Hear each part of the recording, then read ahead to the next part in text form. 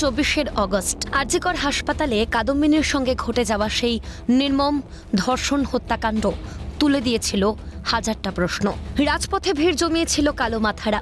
জনতার রোষ কেমন হয় কাদম্বিনী কাণ্ডের মাটি কামড়ানো আন্দোলন তা বুঝিয়ে দিয়েছিল। কাজ বন্ধ করে দিয়েছিলেন কাদম্বিনীর সহকর্মী জুনিয়র ডাক্তাররা।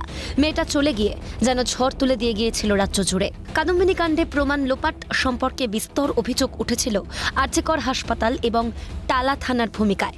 10 মাস পেরিয়ে গিয়েছে, চলে গিয়েছে ডাক্তার সেই মেয়েটা। সঞ্জয় রায়কে দোষী সাব্যস্ত করে যাবজ্জীবন কারাদণ্ডের সাজা দিয়েই তদন্ত থমকে গিয়েছে বলে দাবি উঠেছে বাংলা জুড়ে। তাই কাদম্বিনী এখনো ন্যায় বিচার পায়নি বলেই মনে করছেন আন্দোলনকারীরা। তাই আবারও রাজপথ আঁকড়ে টালা থানাকে মনে করিয়ে দেওয়া হলো টালা থানার গাফিলতি ভোলেনি বাংলা। যে অভয়া হত্যার তদন্তে তাদের গাফিলতি পশ্চিমবাংলার মানুষ ভোলেনি। আর আমরা এই জন্য এসেছি জানতে যে এই হত্যার ষড়যন্ত্রের সাথে কারা যুক্ত, তথ্য প্রমাণের সাথে যারা যুক্ত এবং প্রকৃত দোষীরা কোথায় লুকিয়ে আছে তোমরা বের করো। আমরা আদালতে দরজায় দরজায় ঘুরছি। কলকাতা হাইকোর্টে সেই মামলা এখন চলছে। আমরা অপেক্ষা করছি সিবিআই তার তদন্ত প্রক্রিয়া, তার অগ্রগতি জানাবার কথা। সিবিআইও পালাতে চাইছে, কোথাও কোথাও ফাঁক রেখে দিতে চাইছে। আমরা তাই সচেতন নাগরিকেরা রাস্তায় নেমে সে কথা বলতে চাইছি। মানস কুমজা প্রশ্ন তোলেন, 10 মাস পরেও সিবিআই চার্জশিট দিতে পারে না, খুঁজে বের করতে পারে না আসল অপরাধীদের। প্রতিবাদ গর্জে ওঠে টালা থানার একেবারে সামনে।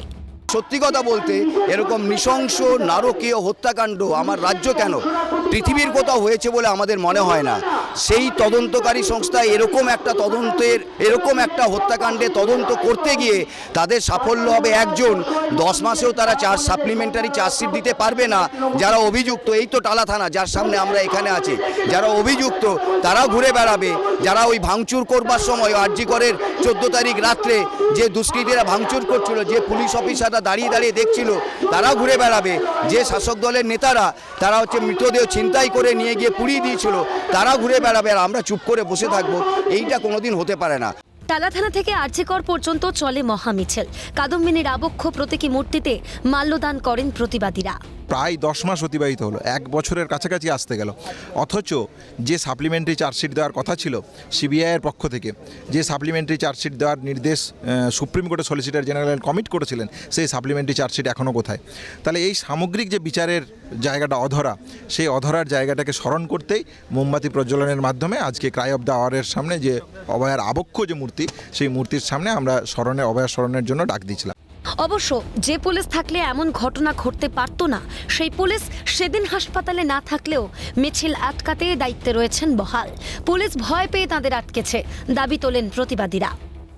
পুলিশের সম্পত্তি, হাসপাতাল সাধারণ পাবলিকের সম্পত্তি, তাই না? হাসপাতালকে কেন আটকে দিচ্ছে? কিসের এত ভয়? তাহলে এতই ভয়, তাহলে এতই যখন পুলিশ প্রোটেক্টেড, তাহলে 14 তারিখে যখন ভাঙচুর হলো তখন তারা কোথায় ছিল? আর এই পুলিশরা আজ থেকে যেভাবে শাসক দলের নেতা গালাগালি করে সহ্য করেছে, তারপরে ওনারা আমাদেরকে সহ্য করতে পারছেন না। ধিক্কার জানাই এই প্রশাসনকে, ধিক্কার জানাই এই। আমরা একে একে করে ওখানে যাব বলেছিলাম, আমাদেরকে পুলিশ এখানে আটকেছে, তাই আমরা রাস্তার বাইরে আছি। পুলিশকে জিজ্ঞাসা করুন কেন আটকাচ্ছেন। এখন তো দেখা যাচ্ছে হাসপাতালটা পুলিশ নিজের করে নিচ্ছে। যদি হাসপাতালে পুলিশ থাকতো তাহলে 14ই আগস্ট যে দুষ্কৃতীরা ভাঙচুর করে গেল তারা পারতো না। আমার মেয়েটা এখানে ধর্ষিতা আর খুন হতো না যদি পুলিশকে পাওয়া যেত।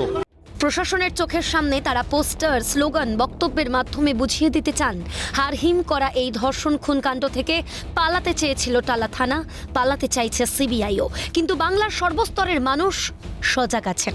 বিচারহীন 10 মাসে প্রতিবাদকে আরও জোরালো করার বার্তা দিয়ে গেল প্রতিবাদী মুখগুলি। এখনও তারা রাখছেন, তবে আন্দোলনের পথ তারা ছাড়ছেন না। তারা মনে করছেন যে যদি সম্পূর্ণরূপে বিচার না আসে তাহলে কিন্তু আগামী দিনে রাজ্য জুড়ে আরও বড় আকারে আন্দোলনের জন্য পথে নামবেন। এই কাদম্বিনী হত্যার পর যারা প্রতিবাদী, সেই প্রতিবাদী যে সংগঠনগুলো রয়েছেন তারা এবং প্রতিবাদী মানুষরা। ক্যামেরা প্রসন্নের সঙ্গে সায়ন্তন ভট্টাচার্য, ক্যালকাটা নিউজ, কলকাতা।